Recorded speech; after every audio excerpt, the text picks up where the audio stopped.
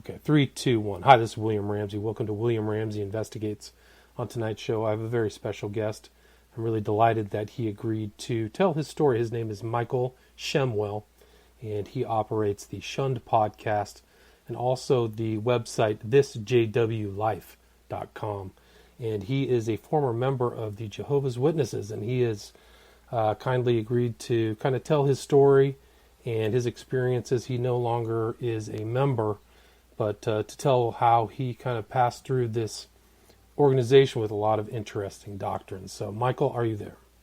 Yes, sure am. Glad to be here. Thank you. Awesome. Thank you very much. Thank you very much for being here. So, maybe what we can do to just get started is talk a little bit about your background and your experiences in Jehovah's Witnesses. We might abbreviate that to JW, JW, but Jehovah's Witnesses. So, if you could just tell a little bit about yourself, that'd be great. All right. So, let's see. Well, I guess it all started. I'm going to take you way back. When I was born. I was born into what I guess everyone would just consider a normal family. I mean, we celebrated holidays, normal Christian family anyway. We celebrated holidays, weren't particularly religious, but just had a normal family life. I went to school. I played with my friends. I had some aunts and uncles around and some cousins, and we played with them. And it's just, the typical childhood. But when I was about 8 or 9, my parents had, my dad, I think he lost his job, and so they had a little bit of a financial setback. So they had to move, and they moved to a different area of town. Well, they just happened to move next to Jehovah's Witnesses. So we literally, through a chance real estate happening, ended up right next door to a family of witnesses. And my mom and the woman next door really hit it off. And so my mom started studying with the lady next door. So witnesses have their own publications. My mom had a lot of questions about the Bible. And Jehovah's Witnesses have an answer for just about anything. And if they don't have an answer, they have a thought-stopping technique or something so that you don't question it further. And so my mom had always been searching for what she felt would be the biblical truth. Funny enough, her only brother is a Baptist minister and went through the seminary, but he couldn't answer everything. I remember when I was a kid one time, my parents kind of honestly making fun of my uncle in the car once and saying that, he said that, that such and such may be your truth, but that doesn't mean it's my truth. And they just thought that was hilarious because to them, especially once they joined Jehovah's Witnesses, life became black and white. There was true and false, and that's it. So Jehovah's Witnesses refer to their religion as the truth. Capital T's there. Right. There's no doubt about it. They have the truth. And by doing that and by conversing in such a way as to say, so when did you get the truth, or how did you come into the truth? Therefore, everything else in life is by default false. You don't even have to discuss it. It's not worthy of discussing. It's false. We have the truth. Gotcha. So they're the truth over all other Christian or non-Christian denominations. Absolutely. Gotcha. They are the one and only truth. Gotcha. Okay. And so, so my life really changed once my parents became witnesses when I was 8, 9-ish. We no longer celebrated any holidays. I remember my mom sitting me down on the last Christmas and telling me that would be the last Christmas. Not easy for a child at that age to hear. Right. But our life quickly changed from our, going to see my grandparents all the time and my aunts and uncles sometimes and just seeing everybody around the holidays and things like that. It changed, and my entire life became about going to meetings. They had meetings on Tuesday night, Thursday night, and Sunday morning, and you had to attend all of those meetings. And then we would also, of course, knock on doors, and we would do that at least Saturday morning, but probably Saturday morning, Sunday after the meeting, and then sometimes, even as a kid, my parents would sign up for special campaigns to go knock on doors for a certain amount of hours. And I remember we'd get dragged out after school. You go to school all day, come home, and go from 6 to 8 or 8:30 knocking on doors. So did that start right away, right when you were 8 or 9? It started pretty young. The knocking. I mean, all that's the meetings and the knocking on doors started right away. Gotcha. Absolutely. I can't remember exactly how I was when my parents were doing a lot of what was called pioneering and going out and doing a certain number of hours. But I mean, I was 11, 12 maybe. Very young, yeah, I would say. Yeah, very young, very young. You're forced as a child to be different. The only people that you're really supposed to have as friends are people within the organization. It doesn't mean that there aren't Jehovah's Witnesses that have friends outside of it, but technically you're warned against having friends on the outside because they might do something that could cause you to deviate from the faith or might influence you in some way. And if you do that, then you lose all hope of salvation because remember, this is the one and only truth. Right. So there's a lot of fear there Right. that's instilled of the world around you. It's not just that. The group itself has a very limited number of people who are going to heaven, is my understanding. Right? Is that 144? Is that a truth within JWs that there only a few people are going to make it to this kind of chosen post-Armageddon phase? Okay, here's the difference you're going to have to understand between Jehovah's Witnesses and most of Christianity. Jehovah's Witnesses believe that the Garden of Eden, that the whole Adam and Eve story, that was God's intent. And so God is going to make that happen. It's been delayed for some time because Adam and Eve sinned, but it's going to happen. So the return to Eden is happening. Yes, and this is going to be literal on the earth. So any day now, it's been coming imminently since the late 1800s. Any day now, Armageddon is going to come, and Jehovah God is going to essentially rid the earth of everyone but Jehovah's Witnesses and maybe Jehovah's Witness sympathizers. And everyone else is going to live on this earth, and it's going to be transformed into a paradise. Wow. Now, there are 144,000 who are chosen to rule in heaven as kings and priests over all the people on the earth. So they are going to go to heaven and rule with Christ Jesus over the earth, which will be basically composed of Jehovah's Witnesses. Jehovah's Witnesses. So they'll be the ruling class within the Jehovah's Witnesses will be the 144. Yeah, 144,000 taken from Revelation. Funny that the number is taken literally, though it's in a book full of symbolism. But I digress. Good point. No, point taken. So there is the 144,000. They will rule. How do you know you're a member of the 144,000? You just know. You just know. Gotcha. You just know. But they're also, did you get taught like this dispensationalists and that Christ returned already as an invisible spirit in 1874? Were these things presented to the general JW adherents? Yes. Okay. Yes. So now I don't know about 1874. It was probably, if you had done some research, it's probably been changed. They changed things a lot. So in 1914, they believed that Jesus essentially took the reign on the throne in the heavens. He is now ruling over the earth, but it's what's called an invisible rule or a parousia, which I think is taken from Greek or something.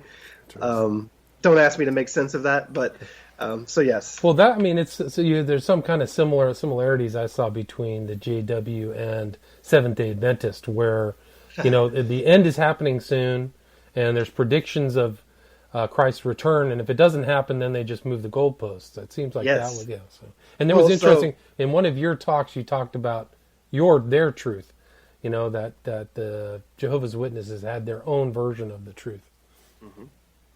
Yeah. So Jehovah's Witnesses actually came from essentially the Seventh-day Adventists. Okay, I didn't know that. There was the Millerite movement, and there was the Great Disappointment in the 1800s where they were expecting the end, which didn't come. Right. And Charles Taze Russell, who founded the International Bible Students, which later became Jehovah's Witnesses under the second president of the organization. Anyway, he was in that movement. He was somehow adjacent to the Millerite movement. Okay. I can't go through all the history, but he was involved. Gotcha. And so you see where the nexus of all this begins. I see. Yeah, so I mean, and so some of these doctrines and these, you had said in one of your talks, like you were spending 50 hours a month pioneering. Does that sound right? Oh, yes. Everything gets real in the organization when you get baptized. When you get dunked underwater, then you are an official Jehovah's Witness, and at that point, everything is real. In other words, the threat of shunning, the so-called privileges of going out and knocking on doors so you could sign up to be what was called an auxiliary pioneer, and so I would go out. I was baptized at 14. And I would go out in the summer months, and I would knock on doors as an auxiliary pioneer for 60 hours a month. And then once I turned 18, I became what was called a regular pioneer, and that was 1,000 hours a year, or roughly 90 hours a month. Wow. So like 2 full work weeks in addition to your regular life, yeah. Absolutely. Well, there's not much of a regular life. Life is pretty much being one of Jehovah's Witnesses. Right. So you're really, I mean, in some of the stories I'd heard, you and your wife have also gone through this experience too. So you reference her often, but the dedication was incredible, really incredible dedication. Yeah. They don't really give you time to do anything like think about what you're learning or, go to college. College is discouraged because they don't want people to learn critical thinking. Interesting. So they don't want you to see outside the box, essentially. Gotcha. And I mean, it's just like the time. So, but the other thing is that the Jehovah's Witnesses have a lot of their own literature, their own internal literature that they hand out, but also make their adherents read and listen to, different than kind of standard Bible teachings. Would you agree with that? Oh, they absolutely have their own literature. Everything that we discussed in those, it was 3 meetings a week. It was 5 hours. Excuse me. It was 1 hour on Tuesday, 2 hours on Wednesday, and 2 hours on 2 hours on Thursday and 2 hours on Sunday. And everything that we did, we always prided ourselves on being Bible students. And we did read the Bible a lot, but it was through the lens and the narrative given to us through Jehovah's Witnesses' own publications. They are prolific with their own literature. Fascinating. So you had your own Jehovah's Witness Bible, and there was a lot of tracts that Charles Taze Russell wrote. Were you still referencing his materials? Oh, no. They don't want you to look back because they've had to change so much throughout the years because they believed, back when Charles Taze Russell was was leading the organization, let's say, they celebrated holidays. You were allowed to smoke cigarettes. Things have changed. So things like blood transfusions, like that is something that they won't. They've always been pretty staunch about not allowing, but recently they've kind of softened their stance in ways and said that now you can take certain blood fractions and they get to determine, of course, what constitutes blood. Interesting. What was the rationale for avoiding blood transfusions? Wow. So in the Bible, it says in Acts, 15, 28, and 29. So Paul is talking to the people there. And if you read the context, it seems like he's mitigating a dispute between the Jews and the Gentiles of the time. And in one of the verses, he says to abstain from blood. Right. That's right. And because these were people who literally ate blood, and then it was offending the other group, and that's what he was talking about. And he was just basically saying, hey, everybody knock it off and get along. But they took that abstinence from taking in blood to mean even medicinally, even though it's not the same as eating blood. Right, and that goes back to the Old Testament Jewish prohibition on eating uncooked animals. But right, so that was it. So, and there's been like a number of Jehovah's Witnesses who've died because of their religious faith. Yeah. Oh, thousands. and it happens a lot. Unfortunately, when you hear about it, a lot of times it's during childbirth because women sometimes lose a lot of blood during that, and so here you have a brand new mother and father, and the mother's not there because she died a martyr for the cult and refused to take blood. So you reference the Jehovah's Witnesses as a cult. When did that kind of when did that position change from where you were a adherent to this position, this newer position? So it's funny. When I was younger, people would tell me I was in a cult, right? And I would staunchly defend that. We're not a cult. There's no one man at the top, and it's not like we worship some man. We worship Jehovah God. And so those were the reasons that we, and honestly, we were given those reasons, which is even more culty. We were told from the platform why we weren't a cult and what to say, essentially. Interesting. So they had the response, like Scientology. Yes. It's like Scientology or something. Yeah, absolutely. So, honestly, once I left the organization, it took me a little while to use the term cult. And the reason really is more personal because nobody wants to admit they were in a cult. Nobody wants to feel like they were tricked, or it's kind of a shot to the ego, I guess, a little bit. It's just not easy to use the C word. Cult is a hard word to say. Yeah, right. It is a strong word. But when I started doing research into cult models, Stephen Hassan, being a cult expert, has described the bite model.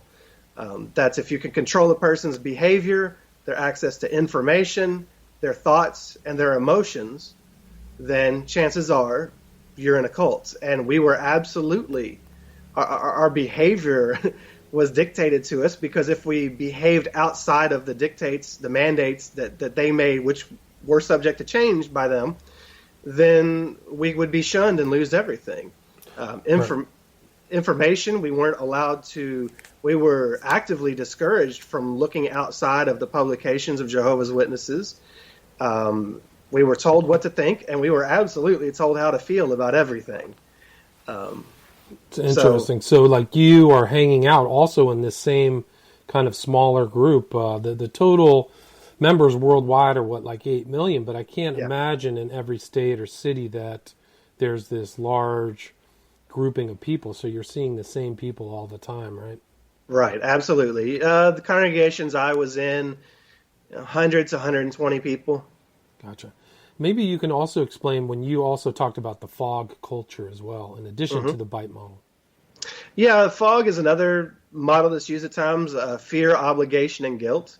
And we lived in fear. We lived in fear of this coming Armageddon. So, I mean, it wasn't just, it was going to be doomsday for everybody on the outside, but we were terrified. What if you slipped up and did something that could get you shunned, committed some moral failing on the day before Armageddon? There's no forgiveness. You're going to be killed, everlasting death. So there's no hope. So you're in fear for your own life. You're afraid of the people around you, that they're, even within the congregation, that there might be a bad apple in there that might spoil the whole bunch, and that might tempt you to do something wrong. So there's a big culture in there, a fear of everything. And then obligation, going along with that fear, we were obligated to, if we saw somebody in the congregation do something that they should get in trouble for, and we didn't report it to the elders in the congregation, then we were as responsible as them. Wow. So there's it's it's a snitch culture. Oh, absolutely a snitch culture. I had to snitch on a lot of people.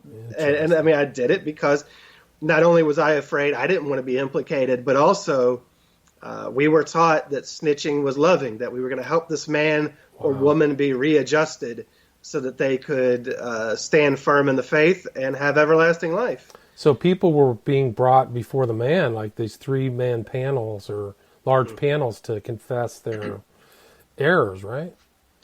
Yeah, so they have their own judicial system internally. Every congregation has a body of elders. How many they have depends on the congregation. But if you commit what they would deem a serious sin, then you sit down, you are brought before three men, and they go over what happened. And really, at times in very abusive detail. So to emphasize that, so let's say you have a woman in the congregation, a sister, and she had sex, but she's not married, okay? And somehow this was found out. She was caught in some way. This woman has to go sit in front of three men and answer questions about the entire experience, whether she enjoyed it, how it all went down. Wow. I mean, positions, everything. Like what kind of underwear she wore, like, Wow. and all this stuff, because they're looking to see, was this premeditated? It's they want to get into your psyche, and they think they can do so. With impunity, it sounds like there's no absolutely. question. It sounds like, and I think one of your talks you said that some of the men had a overly salacious interest in details of sexual peccadillos. Yeah. Yeah. Now, in full honesty, I've never been in front of a judicial committee, but I've talked to a lot of people and interviewed people through my podcasts, and a number of people have basically said that just the questions, it just, I think it can't help but make you feel like you're standing in front of creepy men who are, getting off on the details of an encounter. Gotcha. And so then the guilt part is also, you're always feeling guilty about possibly bending the rules or stepping over boundaries then. Oh, yes, always. And it's not even just bending the rules. So there's a lot of discussion. So one of the things I find, and that I experienced myself because I eventually got suicidal being in the organization, there's a feeling that people have of never being good enough. So there's this guilt. It's not just about doing something bad or being bad, but never being good enough, because they always want more. It's always, they have talks all the time on, could you put more hours in knocking on doors? Are you not only at every meeting, but are you there like 20 minutes early so that you can have encouraging discourse with your brothers and sisters? Are you the perfect husband, the perfect friend, it's just everything. So it's kind of like a works-based faith as opposed to grace, where you're saved by grace. Would you agree with that? Oh, absolutely. I refer to it all the time as a performance-based religion. That's what it is. Yeah, absolutely. It kind of has kind of like a multi-level marketing feel, like you're constantly being judged. I mean, some aspect to it. Like in other less coercive environments, it's grace, and then you kind of do things through grace. Works reflect grace, but it seems to be I didn't. So you keep mentioning grace. I have to interrupt. So they don't use that term. Jehovah's Witnesses do not. I had never heard the term grace in the organization. The term they use is undeserved kindness. Wow, amazing. So they had their own kind of internal language, kind of like these other cults, like Scientology. I didn't know that. Yeah, so everybody on the outside, was the term that we used for all of you were worldly. You were worldly. Now, worldly, typically, you would say, well, that's a person that's experienced, has some knowledge, some wisdom, some hard-won wisdom maybe. But worldly to us just meant part of the world, and we were to be no part of the world. So we had a lot. They even have the term present truth. So truth can be changed at any time depending on the men at the top and how they decide to change it. Incredible. One of the things that Steve Hassan, who's very famous, you mentioned him, he always talks about coercive control as the kind of foundational thing for almost all these groups. So he came out of the Moonies, so he was also kind of in a Christian sect, ostensibly Christian sect. But you don't see it sometimes externally. You don't see this coercion. You don't see the kind of control. But man, when you're saying that, that's the phrase that comes to mind when you're talking about. Yeah. So there was a man. So the organization at this point doesn't have an individual head. It started with Charles Taze Russell, then Joseph Rutherford, and it went through some different men, and then now they have a governing body. So at this moment in time, there are 8 men on it. But there was a man named Ray Franz, and Ray Franz reached the top, okay? He got to the pinnacle. He became one of the governing body. Gotcha. And he left. And he wrote a book called Crisis of Conscience. And in that book, he details meetings that he had with some of the other governing body members. And so that question of control came up. And I thought it interesting, a point that stood out to me from the book was that the other governing body members, their attitude was essentially, well, what will these people do if we let them make their own decisions? Wow. We can't let these people go on their own instincts because they're just, it's going to be chaos. It's going to be bedlam. And so that's the attitude which they have. Remarkable. That's amazing. And like the other thing is like this, the religion itself kind of went through these different permutations. The whole term Jehovah's Witness did not get applied until 1931. Is that correct? So it's fairly recent. So it didn't come from the beginning. And it's also another unusual aspect is the focus upon Jehovah while saying you're a Christian church. So you're focusing on God, the God, creator God. Yeah, it's just really it's different. The ideology or doctrines are different. Yeah, there's sometimes people will go through different talks or publications, and they'll just for fun, they'll count how many times Jehovah was said versus how many times Jesus or Christ was said, and it's completely Jehovah focused. So they had a book called The Greatest Man Who Ever Lived, and that book was about Jesus Christ, but it was one book. And that's the only book that I can think of that they ever really had, off the top of my head anyway, that was focused on Jesus Christ. Wow. And when people sometimes on the outside would question us, well, you all aren't Christian, we would, or you all don't even believe, sometimes people say you all don't even believe in Jesus. We were actually told to point toward, well, look, we even have this book Gotcha. about Jesus. Interesting. Yeah, so you include kind of a book list of reading, I think it was on your website, of suggested reading. But when you talk about this guy, Ray Franz, how many people kind of either experience burnout or question the faith and leave? Are you part of a smaller group? It seemed like when I was doing my research, there's a significant number of ex-JWs. Okay, so there are a few ways to leave, and I'll lay those out for you real quick. Okay. So you can commit a moral failing as they see it, and if they deem you not to be repentant and not sorry enough, then you're disfellowshipped. And when you're disfellowshipped, you are shunned. You are dead to them. You no longer exist. You can also do what's called fading. So sometimes people do burn out, and people kind of wake up, and they know they can't, or they just maybe sometimes they're even still mentally in, but they just know they can't live up to that lifestyle. And so what they do is what's called fading. So they just kind of stop going to meetings. They slow down, then they stop going to meetings. They kind of try to fall off the face of the earth and hope to be left alone. And then the other way is to disassociate. And that's what my wife and I did. And that is to send in a letter and say, I don't want to be one of you anymore. Gotcha. I'm done. And at that point, you are also shunned and treated as though you are dead. But that happened for you 4 years ago, about? Yeah. Okay. September will be 4 years. So there are, at least back in the day, the statistic that was given, and I think it was even given by Jehovah's Witnesses, was that approximately, I think 70,000 a year were disfellowshipped. So those are that's only the people that were disfellowshipped. There are a lot of people who leave on their own terms or fade.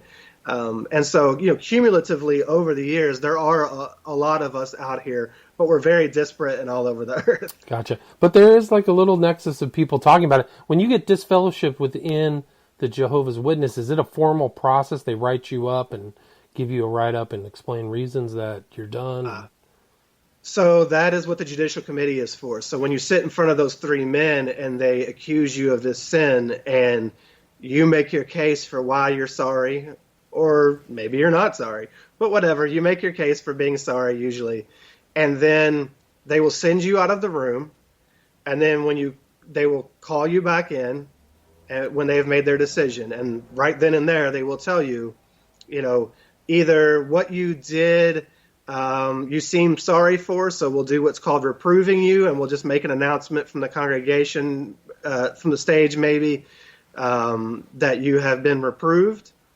And then you're still one of Jehovah's Witnesses. You're not shunned, but maybe you can't go knock on doors for a while or raise your hand and comment at meetings or give talks or something like that. But if they determine that you're disfellowshipped, you have 7 days to appeal. And now that appeal isn't that you can appeal the decision itself, really. You're basically you can appeal. It is taken to another congregation, and they just look over the paperwork basically and make sure that that the elders that you saw were doing things by the book. Gotcha. And they have a book. Gotcha. They have a secret book. Right. So then when you disassociated, what was the kind of culture shock or the kind of changes that you made, to not really take part in the Jehovah's Witnesses anymore? So for my wife and I, really, it was a process. It wasn't sudden. In 2008, I got so depressed, and that whole, not ever feeling good enough, that I became suicidal. Not that I wanted to die, but I didn't see much of a point in living because I couldn't live up to these standards. So my prospects of everlasting life, of this hope that had always been held out before me, those probably weren't going to be in my future. And I didn't really understand myself and why I couldn't live up to all the things they wanted from me. It's a very perfectionistic culture, and it breeds perfectionism. And I became a rabid perfectionist. And if you can't live up to that perfection, then you just feel like garbage about yourself. And they kind of intimate that on levels. But so I started reading books about mental disorders and listening to podcasts as well. Podcasts are big for me. So I listened to podcasts about mental disorders. I read books on happiness and emotional abuse and narcissism. And just as I worked through all this, getting more mentally and emotionally healthy, I could start to see the environment of the cult as being extremely toxic.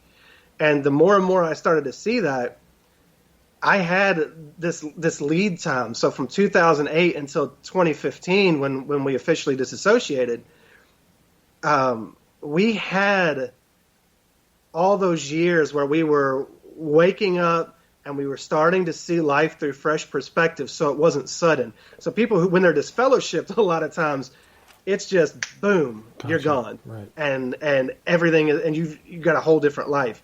For us, we were slowly building a new life and didn't even know that's what we were doing. Interesting. So you didn't have a shock, or it wasn't something that was a super, orderly break. You knew what was happening. It was interesting. I wrote there's an article about you, I believe was it the Louisville paper, where you Insider Louisville. Oh, gotcha. Insider Louisville, and it was where you were saying that both you and your wife were having the same misgivings or concerns, but not communicating. So then you finally started talking. It's like, wow, yeah. So because actually bringing up my misgivings to her, because I'm the first one to do so, was a dangerous thing, because she was technically supposed to turn me in to the elders, to quote save me, but she, although it took her a little while to come around, she at least trusted me to know that I would not have been saying. She knew that what I was saying was right, and she knew that I would not have said it for no reason. We have a very close relationship. We actually, not only have we been married now for almost 20 years, but we even work together almost every day in our cleaning business. So, yeah, she knew that she could trust me. One of the interesting things about Jehovah's Witnesses is, like in a lot of these other cults, you have this overarching kind of leader who set up the cult, whether it's present-day Nexium, Moonies, L. Ron Hubbard. But one of the things about the Jehovah's Witnesses is, like, it just kind of built up over time, these coercion and the strictures of the belongers. Would you agree with that, or do you think that there's one person who really like, I'm really going to get these people, nailed in or dialed into this? So Scientology has their David Miscavige for their L. Ron Hubbard, right? Right. The second guy comes in and things start to get ratcheted up a little bit, maybe. Mm-hmm. Same with Jehovah's Witnesses. There was Charles Taze Russell, who was he started the International Bible Students, and you could be any religion and come to those meetings and discuss the Bible, and there wasn't a lot of rigid dogma, though they were still kind of looking toward dates. But Joseph Rutherford was the David Miscavige. Gotcha. Joseph Rutherford, so when Russell died, there was actually a will that outlined a succession plan, and Rutherford basically, in a coup, took over everything, and he didn't like that Russell got attention. So for instance, he banned beards because Russell had a beard. Wow. And so he started differentiating. I think it was him who came up with the Jehovah's Witnesses name, and a lot of, I think the holidays went because of it. So he kind of started this path, as far as I know historically. I obviously wasn't there, but he seemed to have been the guy who started the path that made it turn really more and more ugly. Fascinating. Yeah, that's remarkable. So what have you tried to like adapt to the opportunity cost, 50 hours a week out there is a lot of opening you to a lot of free time. I mean, you basically broke the bite model by looking at information before you left in 2015, but are you still reading, or what are your kind of present day? I know the podcast Shunned, you're working on that, but what else have you realized or experienced?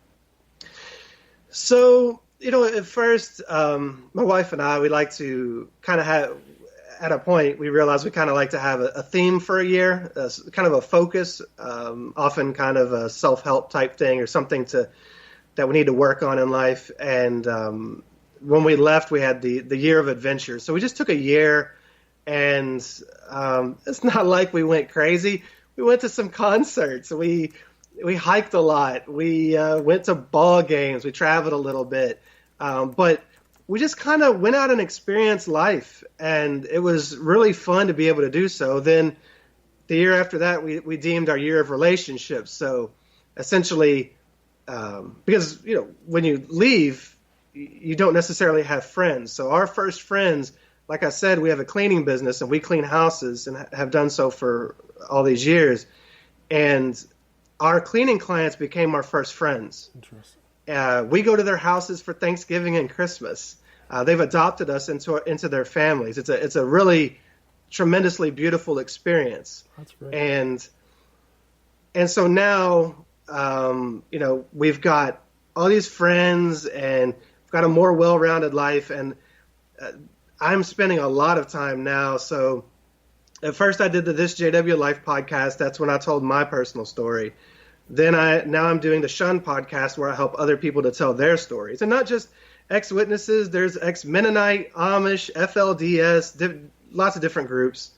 And then I've become a certified life coach, so now I have a Facebook group, and I kind of help coach people through their problems, and I actually do individual coaching and paid group coaching, and I just really focused on trying to take, because I know what it's like to be in that dark place, and I have learned so much through the years and taken away so many hard-won lessons and rebuilt a life for myself that is honestly fantastic.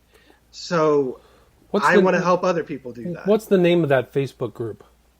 Shunned Podcast. Shunned Podcast. So they can go, if people have questions or want life coaching or anything, they can find you at Shunned Podcast on Facebook, as well as the Shunned Podcast that's on YouTube, with all the information that you have and there's a lot of long form discussions, hour, 2-3 hours there. And then I also listened to your preliminary podcast, which was This JW Life, THISJWLIFE.com, where you talk about just the basics of Jehovah's Witnesses. So yeah, they can also go to shunnedpodcast.com, and there's information there about coaching and things as well. Oh, okay, cool. I didn't get a hold. I didn't see that. We're at 40 minutes. Is there anything else? One other thing I wanted to add is I referenced this very recent article about you that was in the Insider Louisville. The title of it is "Shunned: A Former Jehovah's Witness and His Quest to Help Others." That was just published on June 2nd. So, and it's a two-part. The second part isn't out yet, but I would recommend people read that. It's a really good article. So, is there anything else that we missed, or anything you'd like to add or tell the listener? Well, I could always there's a million things I could say, but the way I end all my podcasts is to love others, do no harm, and go be happy, because I think that's how I try to live my life now, and just to embrace other people, to look past differences, and just encourage people to. We don't all have to believe the same thing. We don't have to believe the same way. We can disagree vehemently, but there's no reason that we can't still see the humanity in that person and see that they're just a product of their experiences too, as I once was, because I wasn't the person that I am today. And I had a lot of misgivings about other people on the outside that were not fair, because that's what I was taught my whole life. And people can change if we give them a chance. So just love everybody and be happy. Awesome. That's a great message. The name again is Michael Shemwell, Shemwell, Shunned the Podcast, and this JW Life. Mike, thank you very much for the interview. Oh, thank you. I appreciate your time. All right, cool. All right.